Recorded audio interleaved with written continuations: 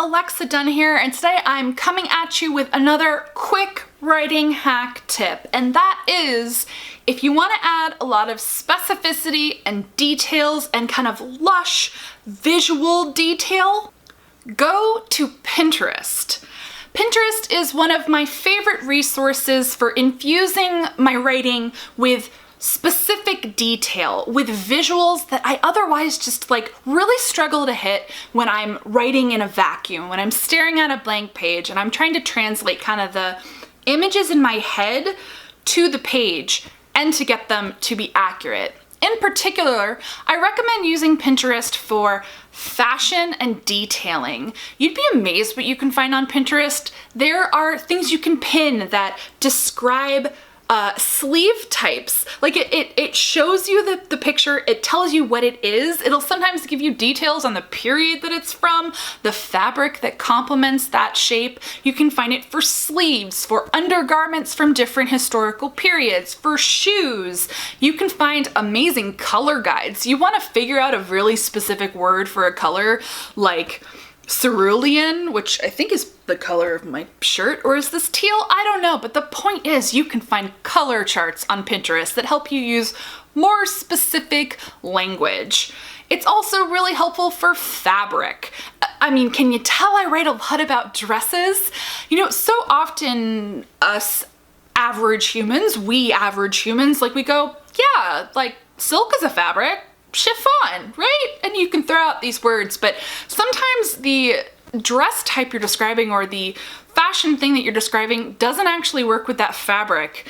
I know this is a weird level of specificity, but I have found it so helpful to go to Pinterest to actually see what the fabrics look like and how they drape so that I can better and more accurately describe fashion in my books. And seriously, the undergarment thing, for if you're doing anything historical or historically inspired, look up undergarment, historical undergarment pins on Pinterest. So helpful.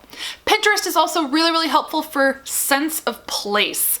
You can find the most beautiful and haunting and place-specific images on Pinterest, and then sometimes, honestly, what I do when I'm writing a scene is I stare at the photo, I look at it, I really drink it in and absorb it, and then I challenge myself to describe what I'm looking at. I have to think about the light, shadow, texture of the walls. What materials are they made of? What are the details and knickknacks and the color profile and those sorts of things. I have to imagine, okay, it's a snowy photo.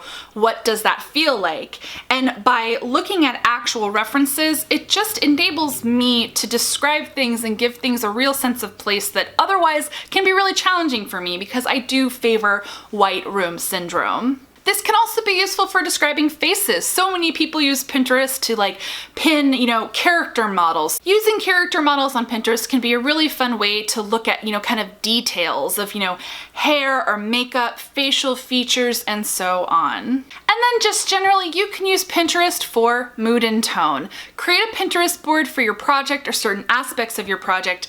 And personally, I just sometimes scroll through it and look at it to kind of get me in a certain mood to write. I have one for Brightly Burning, my board called Jane Eyre in Space. I have one for my follow-up Persuasion in Space, and just kind of soaking that in will often put me in just the mood I need to be in to get writing done. So that is my writing hack of how I use and recommend that you use Pinterest to help you with your writing. Give this video a thumbs up if you liked it. If you're not already subscribed to the channel, go ahead and subscribe. I post new videos 2 to 3 times a week all about writing, craft, the industry, young adult fiction, traditional publishing, and books. Let me know down below in the comments if you have any questions or what some of your favorite writing hacks are or anything that you'd like me to talk about on the channel. Thank you so much for watching, everyone, and as always, happy writing.